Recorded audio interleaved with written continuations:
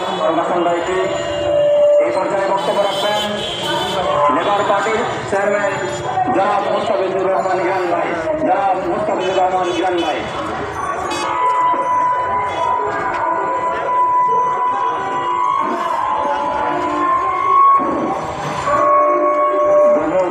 পরিষদ আয়োজিত আজকের এই প্রতিবাদ সমাবেশের সভাপতি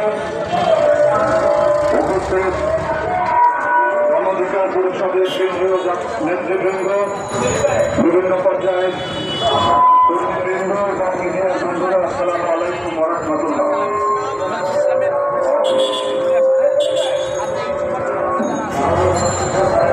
আসলে আজকের এই বিষয় নিয়ে আমাদেরকে কথা বলতে হবে। আওয়ামী কাউন্সিলরদের পুনর্বাসন নয়, এই প্লে কার্ড নিয়ে প্রেস ক্লাবের সামনে দাঁড়াতে হবে। এটা আমরা কল্পনা করি না। বিগত 5ই আগস্ট